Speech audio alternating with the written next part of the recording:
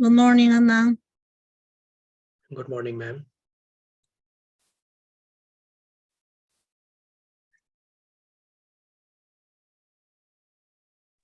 Good morning, Anna. Good morning, ma'am. Can you hear me?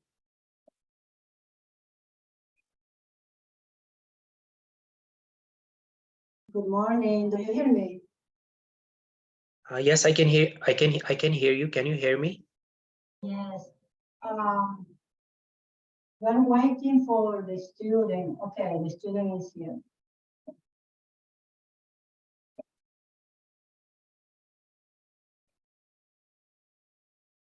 Good morning. Juan Diego, good morning. Good morning.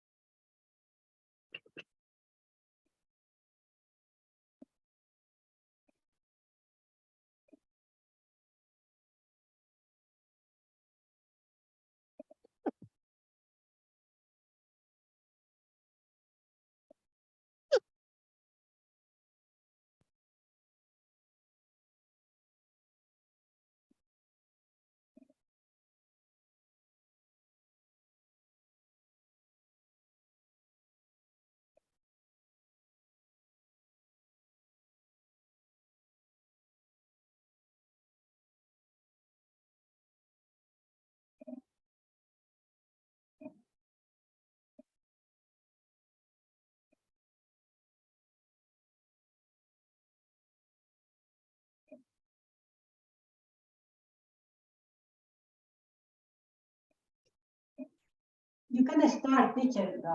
You can start. Okay, ma'am. Okay, thank you very much.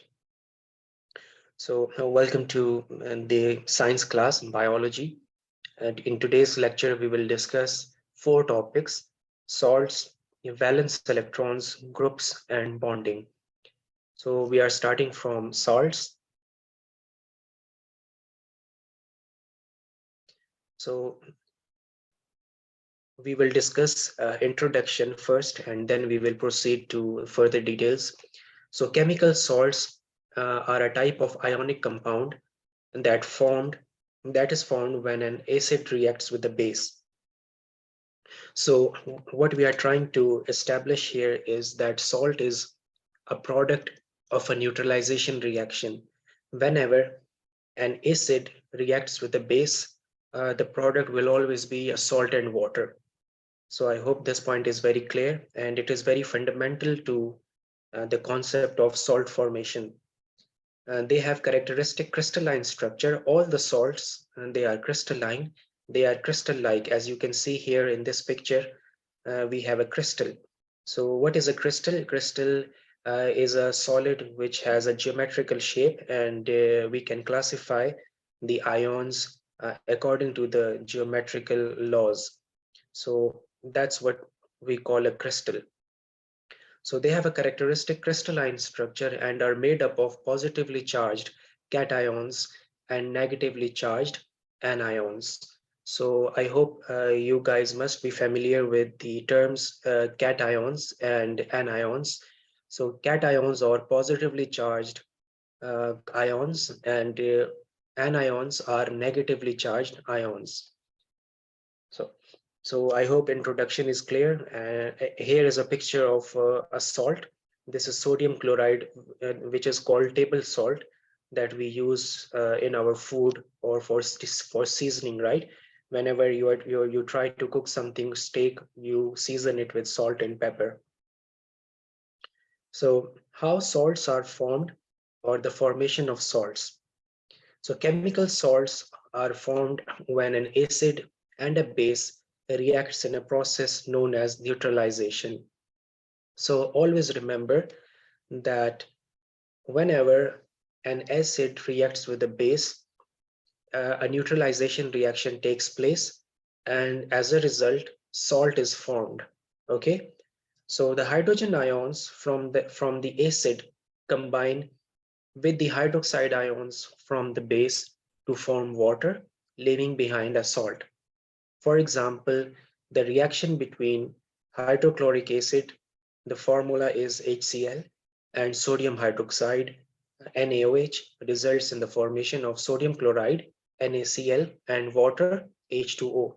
So here is the example of the balanced chemical equation. You can see here, this is an acid, HCl.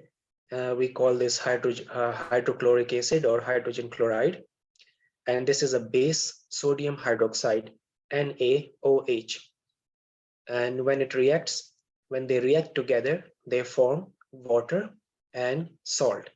So whenever an acid and base reacts, they will always produce salt and water. And this whole reaction is generally called a neutralization reaction. So I hope things are clear here. So now what are the properties of salts? Chemical salts have a high melting and boiling point due to the strong ionic bonds between the cations and anions. Ionic bond is a type of bonding that we will discuss later in this chapter, and we will get to see the details. Here, we are just studying it with the reference of salt properties. So chemical salts have high melting and boiling points, and due to the ionic bonding between the cations and anions. So again, cations are positively charged and anions are negatively charged ions. So whenever there is an ionic bonding, so the melting and boiling points of those compounds are very high. They are generally soluble in water and many other polar solvents, but not in non-polar solvents like oils. So if you dissolve salt in water, it will dissolve because water is also a polar compound, and the salt is also a polar compound. What is a polar compound? A polar compound contains electronegativity difference, and mostly polar compounds are ionic and covalent. Let me explain it here. Uh, if you can see here, okay, yeah. So sodium has a positive charge and chlorine has a negative charge. So chlorine has a very high electronegativity as compared to sodium. So when they react, they form ionic compounds. They can conduct electricity when dissolved in water or in a molten state due to the presence of free ions. So whenever a salt is dissolved in water, it splits into positive and negative ions. Let me show it to you here.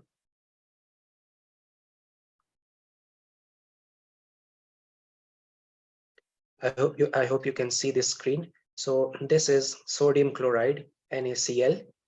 So what happens is that chlorine has a negative charge and sodium has a positive charge. So when you dissolve this in water, H2O is the chemical formula of water. So what happens is that this molecule splits, and it splits into sodium and chloride ions, right? So we write aqueous here because they are dissolved in water. So now if we put them in an electrolysis, we have two electrodes here. So this is a positively charged electrode. This is a negatively charged electrode. And we have sodium and chlorine ions in the solution. So this is a negative.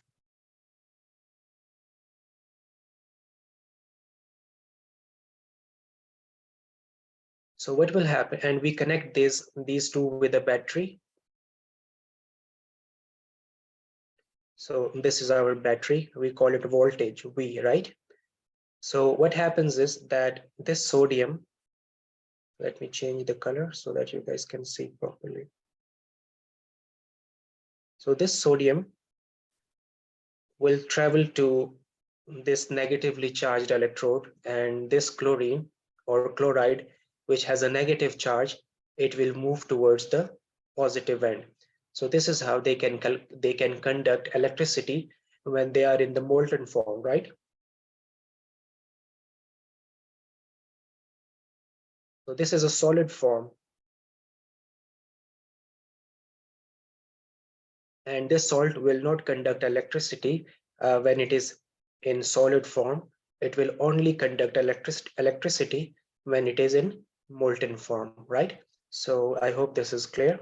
Now we are going back to our main lecture, the slide.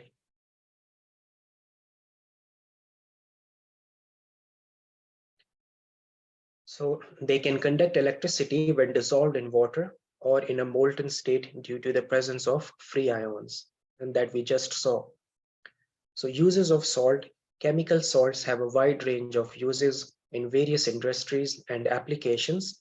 For example, sodium chloride is used as a food seasoning and preservative, as well as in the production of chemicals like chlorine and sodium hydroxide. So whenever we try to preserve something, right, for example, we have bought fish from the market and we want to last it longer. So we will put salt on it and we will put it in the fridge and it will be there for 3 to 4 months, even 6 months, and the fish will not spoil. And we use salt in our food, that has already been discussed. So salts are very important in our daily life. Calcium carbonate is another salt which is composed of calcium ion. It has a positive charge, and we have a carbonate ion which has a negative charge, is used in the production of cement as a dietary supplement and as an antacid. What is an antacid? When you eat something spicy or when you overeat, so your stomach feels upset. So you use this calcium carbonate, so it relieves your stomach, right? So it puts down the pressure that was developed on your stomach. So salts are very, very important in our daily life. So now we are concluding the portion of salts. So what we have studied so far, that chemical salts are important class of compounds that are formed by the reaction of an acid and a base. Always remember that whenever an acid reacts with a base, you will get salt, right? So they have unique properties such as high melting and boiling points. Why do we have high melting and boiling points? That is because of the ionic bonding between these ions. So they are soluble in water, right? They conduct electricity when they are in molten state, when they do not conduct electricity when they are in solid state. So chemical salts have variety of uses in different industries and applications, making them essential part of modern society.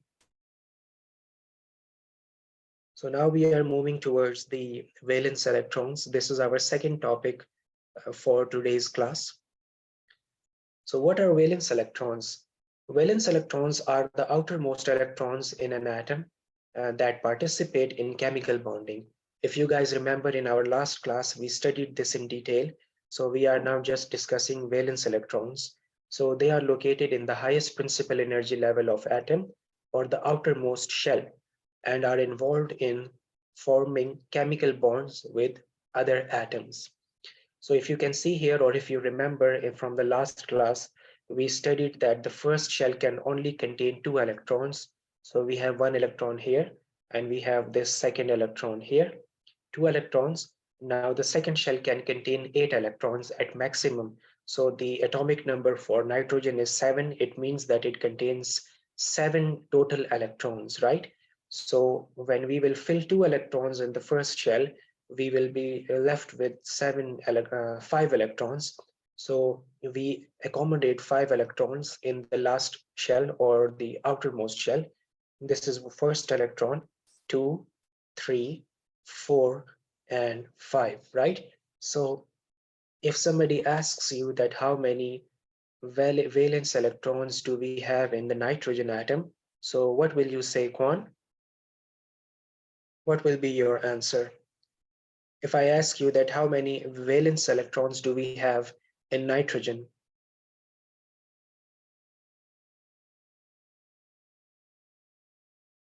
Five electrons, right? Yeah. I hope, yeah, 5 electrons. So What's the importance of these valence electrons? Why do we study them? So valence electrons determine the chemical and physical properties of an element. Valence electrons are very, very important. So the number of valence electrons determines an element's reactivity and its ability to form chemical bonds. Elements with the same number of valence electrons have similar chemical properties regardless of their atomic number. So this is group 1, and all these elements, they have a single electron in their outermost shell, right? A hydrogen contains, let me show you with an example so it will become more clear to you.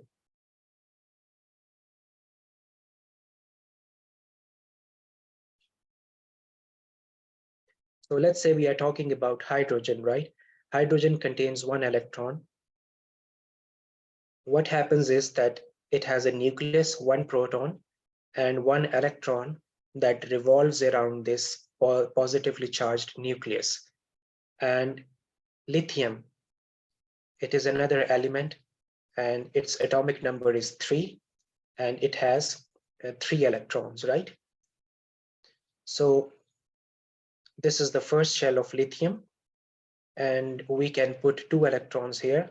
So 1 and 2, right? And now moving towards the second shell of lithium, this is 1, right? So as you can see here that hydrogen also contains 1 electron in its valence shell, and lithium also contains 1 electron in its valence shell. So this is how I'm trying to explain that the number of bonds or the number of electrons in the valence shell affects the reactivity. So all these atoms, they have a single electron in their valence shell, right? So what will happen? They will try to lose this electron so they can achieve a noble gas configuration, right? Or they would like to share this electron with another atom so that they can completely fill their valence shell. So these are very, very reactive elements of the periodic table.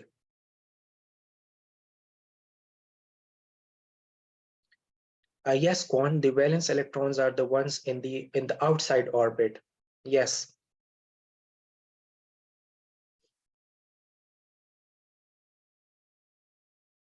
So valence electron and electronic configuration. So the electron configuration of an atom refers to the arrangement of electrons in its different energy levels. So valence electrons occupy the highest energy level of an atom, and the number of valence electrons corresponds to the group number of the element on the periodic table. For example, carbon has 4 valence electrons because it is in group 14 of the periodic table. Let me explain this point. Or we can use this example. So we can see that hydrogen and lithium, they are in the same group, and we call this group 1. And sodium is also present in the first group. So what we are trying to understand is that the number of valence electrons,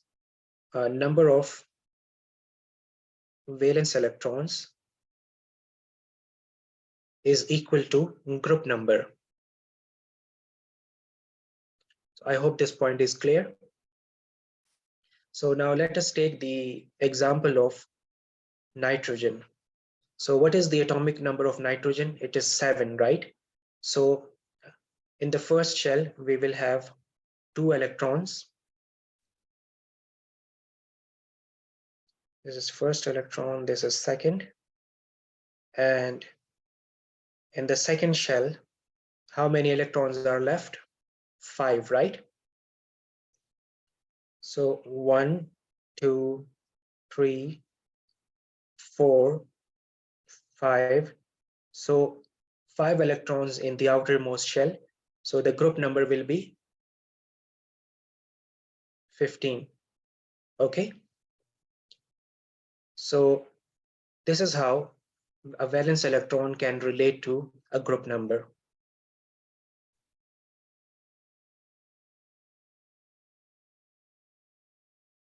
So look at carbon here. So it has 4 electrons in the valence shell, 1, 2, 3, 4. So the group number of carbon is 14. So valence electrons, they participate in bonding. Valence electrons participate in chemical bonding by either sharing electrons in covalent bonds or transferring electrons in ionic bonds.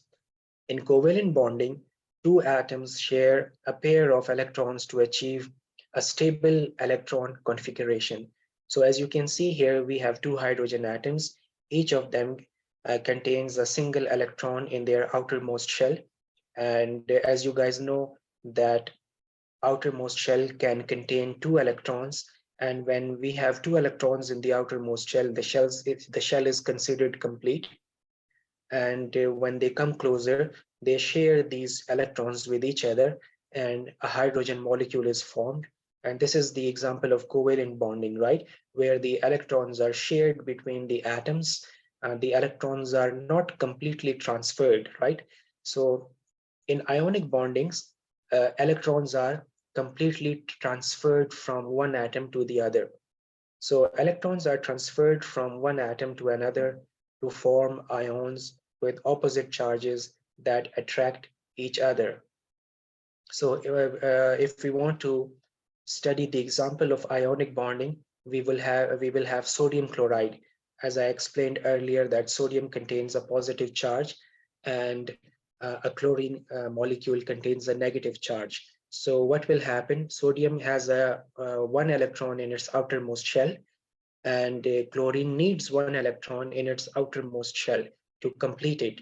So sodium will lose that electron, and chlorine will gain that electron, and an ionic bond will establish. So if we conclude the valence electrons, so valence electrons play a crucial role in determining the chemical and physical properties of an element. As I explained to you, that the reactivity of the atom depends on the outermost electrons. If you have one electron in the outermost shell, the atom will be very, very reactive. And if you have one electron less in the outermost shell, in order to complete it, so that will also be a very reactive. So sodium is also a very reactive atom, and chlorine is also a very reactive atom. So the number of valence electrons corresponds to the group number. This is a very important point that we have discussed, that you need to count the number of valence electrons and it will give you the group number. So we will study it in detail in the next few slides, but here we are just introducing this concept. So and elements with the same number of valence electrons have similar chemical properties. So now we are moving towards groups.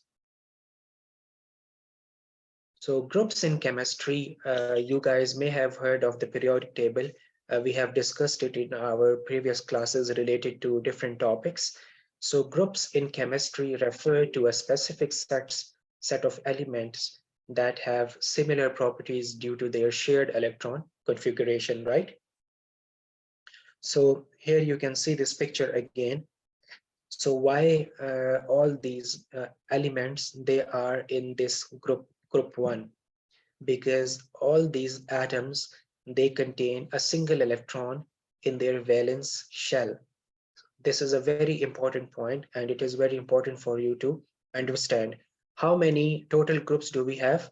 We have 18 groups in total, right? We have 18 groups. So here, as you can see, that beryllium is the second group. This is the third, fourth, fifth, sixth, and so on till we reach this group 0. And this is also called zero group, or the Nobel gases. So let us discuss a few of the groups here. So we will start from group 1. So each group has a specific name. and group 1 we call alkali metals, right?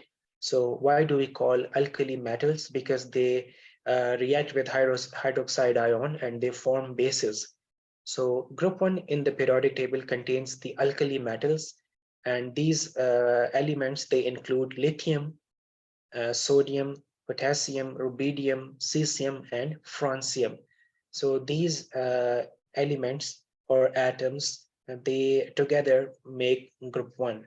So these elements have one valence electron, making them highly reactive, as I just explained, and easily losing this electron to form a +1 ion. So this will be the oxidation state or the oxidation number for these atoms when they lose this electron. So they are soft, silvery metals and are usually stored in oil to prevent reactions with water and oxygen. So all these elements, they are soft, they have the same physical and chemical properties, they are very reactive, and you may have seen a sodium in a laboratory or on the internet. So sodium is a metal, it is a soft metal. You can cut it with a knife, right? And you need to be very careful with the sodium because it is highly reactive. We place it in oil, right? We keep it in the bottle of oil, and we do not expose this sodium to air. You cannot, like, if you pulled out sodium from the bottle, so it will start burning, right? It will readily start reacting with air in the atmosphere, and it will start burning, it will catch fire. So you need to be very careful with all these atoms. So now another group which is very important is called group 17. And why do we call this group 17? Because all these atoms, they have 7 electrons in their valence shell. So group 17 in the periodic table, they are called halogens, right? So in the periodic table contains halogens, and it starts from fluorine, chlorine, bromine, and iodine and astatine. So these 5 elements, they together make group 17. And if you write the electronic configuration for these elements, you will notice that we have 7 electrons in the outermost shell. So Quan or Jose, so we have fluorine here and it has 9 electrons, right? So how many electrons we will have in the first shell?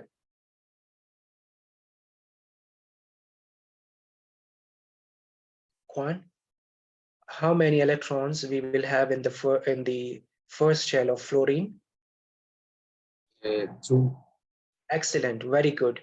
And how many we are left with for the second shell? 7, right? Yep. Yeah, so that is why you can see here, this is in group 17, right? So this is what we are trying to understand. So these elements have 7 valence electrons, making them highly reactive and easily gaining an electron to form a -1 ion. So if you only give 1 electron to these atoms, so their outermost shell will be filled, and that is why they are highly reactive, and that is why we have a negative charge on them, as discussed earlier when we were studying the example of sodium chloride. I told you guys that chlorine has a negative charge on it because these atoms, they take electrons from other atoms so they can complete their outermost shell or their valence shell. So I hope it is 100% clear now. So they are non-metals and they exist in various forms such as gases, liquids, and solids. So the first 2 members are gases. Then we have bromine. It is a fuming liquid, and iodine. These are liquids. And we have astatine. It is a dark brown solid. So as we are going down the group, the pattern is changing, but the reactivity remains the same. And why does reactivity remain the same? That is because they have equal number of valence electrons. And why do we have all these atoms grouped together? Because they have the same physical and chemical properties. They have 7 electrons in their outermost shells, and that is why you can find them in group 17. So we are discussing another group. We have group 18, which is also very important, and we call them noble gases. And why do we call them noble gases? Because they are unique, right? Their reactivity is very different. They do not react. And why don't they react? That is because these elements, they have a complete valence shell, right? So group 18 in the periodic table contains the noble gases. We have helium, we have neon, we have argon, we have krypton, and we have xenon, and we have finally radon. So all these gases, they make up the group 18, and we call them noble gases. So these elements have a full outer shell of electrons, making them chemically inert and stable. They do not take part in any reaction. And why don't they take part in any reaction? That is because their outermost shell is complete, and they do not need to make bonds to gain stability. They are already stable. So they are colorless gases and have very low boiling points. So now, importance of groups. Understanding the different groups in the periodic table is essential in predicting the behavior of different elements and compounds. By knowing the properties of each group, scientists can predict the reactivity, chemical bonding, and physical properties of different substances. This knowledge is crucial in fields such as material science, pharmaceuticals, and environmental science. Pharmaceuticals is the branch of science that deals with the drug designing or the preparation of medicines and that we use on daily basis. So now we are moving towards the fourth topic for today's class, that is bonding, and we will discuss different types of bonding here.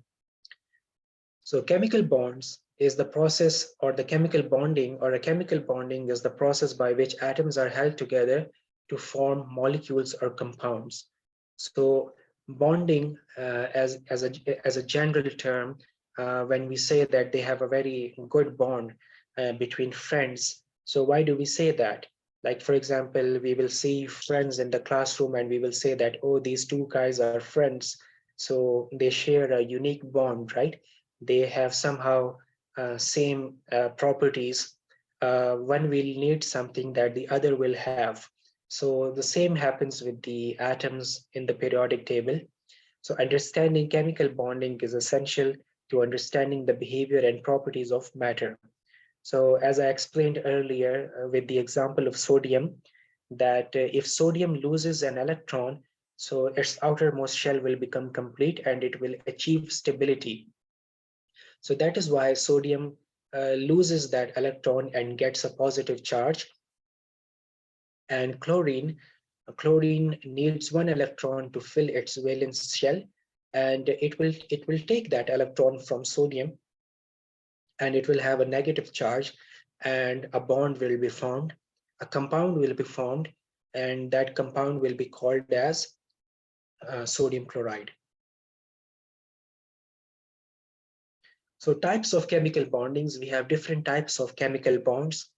Atoms, they combine in different ways and they form compounds. So there are three main types of chemical bonds. We have ionic, we have covalent, and metallic. Ionic bonds involve the transfer of electrons from one atom to another, like the example of sodium and chloride, resulting in oppositely charged ions that attract each other. So let me explain this point to you guys.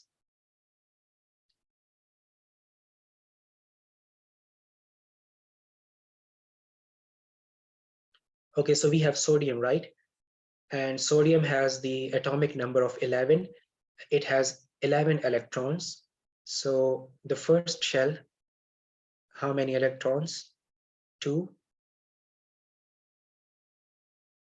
second shell, how many electrons we will have? Jose, how many electrons we will have in the second shell? Juan, how many electrons in the second shell?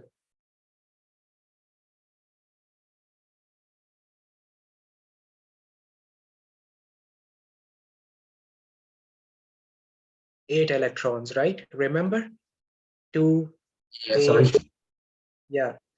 So now we have filled 10 electrons and we are left with 1 electron. So the third shell, it will have 1 electron. So if we remove this electron, so this will become the outermost shell, right? And it is complete because it has already 8 electrons.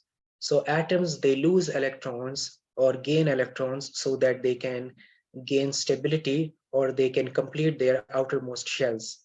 So this electron has been ejected and this atom will have a positive charge on it. Why? Because the number of electrons will reduce than the number of protons. Now we will have 10 electrons and 11 protons. So that is why it will have a positive charge. So now let us take a look at chlorine. So what is the atomic number for chlorine? Anyone? What is the atomic number for chlorine?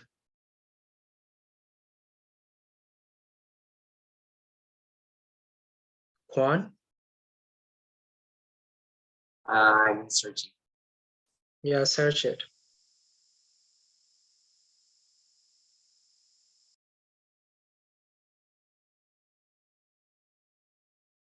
It is in group 17. So how many Seven. electrons? 7. Excellent. Yes.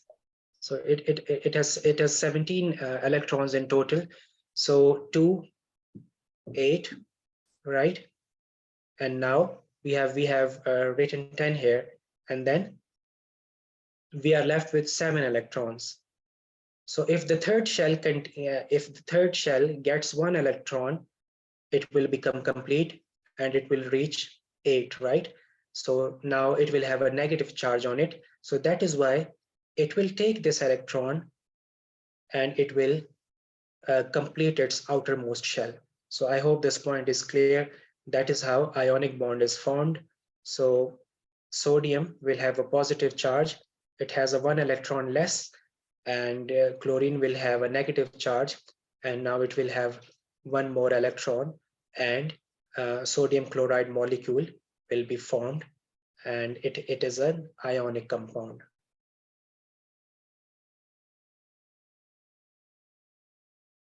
Okay, let's proceed.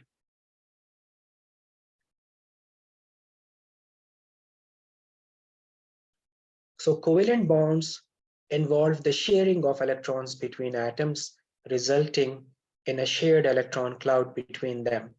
So how do atoms, they make covalent bonds? So in covalent bonds, most of the times we have similar atoms. If you look here, for example, we have 2 hydrogen molecules, and hydrogen has 1 proton and 1 electron. And this hydrogen also contains 1 proton and 1 electron. And how many electrons do we need to complete the outermost shell? So 2 electrons here and 2 electrons here, right? But we have only 1 electron. So what happens is that when they come closer, this nucleus, it starts pulling this electron, and this nucleus, it starts pulling this electron, and these 2 electrons get shared between these 2 hydrogen atoms, and the result is H2 molecule. Okay, so now these both 2 atoms, they have 2 electrons in their outermost shell. This is H2. And this is the type of covalent bond. Is it clear? Jose, Kwan, is it clear? Yes. Okay.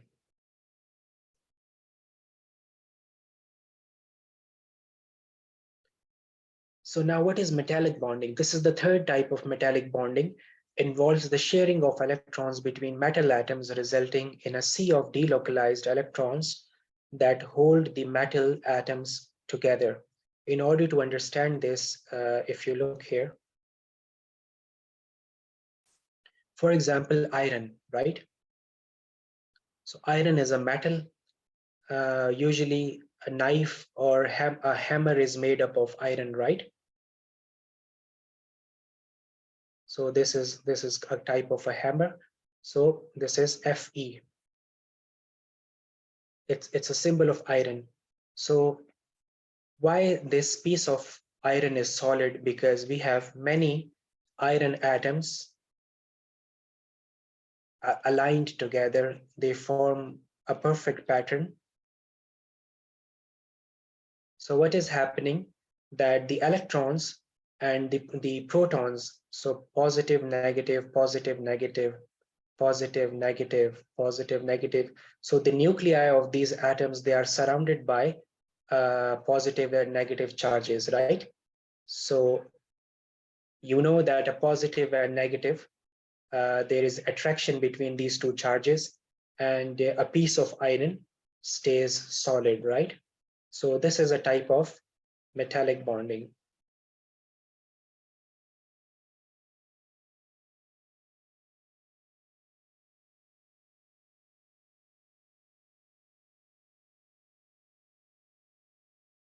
So let me read this again. A metallic bond involves the sharing of electrons between metal atoms that I just showed it to you guys, resulting in a sea of delocalized electrons that hold the metal atoms together, because we have attraction between a negative and a positive charge. So properties of ionic bonds. Ionic bonds result in the formation of ionic compounds. We have discussed it in the formation of salts, which are typically solids at room temperature with very high melting and boiling points. Ionic compounds have crystalline structure.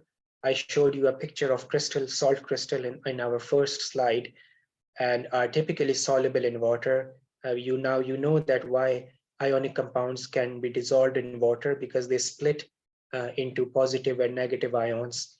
They conduct electricity in solution when melted, but not as solids. So properties of covalent bonds.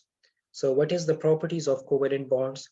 Covalent bonds result in the formation of covalent compounds, which can be solids, liquids, or gases. Remember that ionic compounds will always be solid, and they will have melting and boiling points, high melting and boiling points. But on the other hand, covalent bonds, they can have solids, they can be solids, they can be liquids, or they can be gases at room temperature, depending on their properties. So the example that I showed you, H2 molecule, hydrogen gas, it exists as a diatomic molecule, homonuclear diatomic molecule, and hydrogen exists as a gas at room temperature.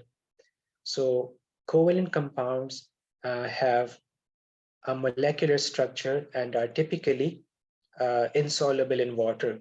For example, diamond. Diamond is a covalent compound, right? It is an allotropic form of carbon, and they do not conduct electricity in any state. Covalent bonds will not conduct electricity, even if they are solid, even if they are liquids, even if they are gases. Why? Why do covalent compounds or the covalent bonds, they do not conduct electricity? That is because the electrons are locked and they are shared, and they are not free to move. Whenever electrons are free to move, they can conduct electricity. So I hope this point is clear. So now we are moving towards the properties of metallic bonds. So we have 3 minutes left.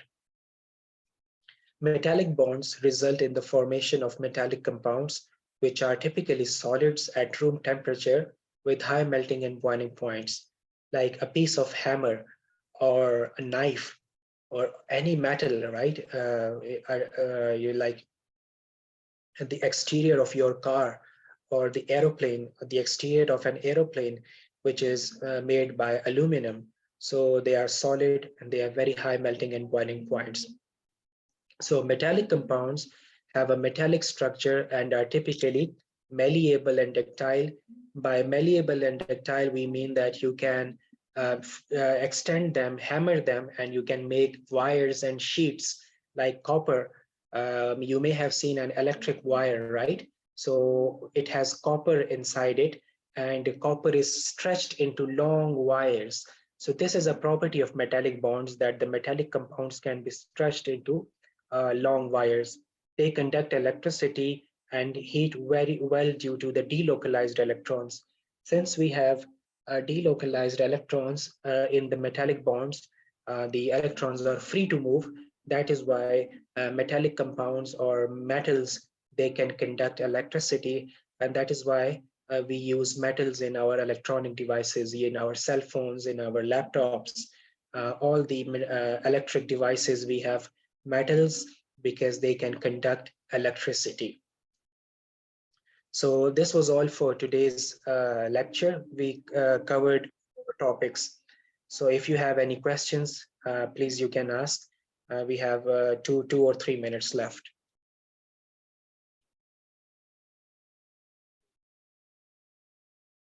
Yes, Kwan, you have a question?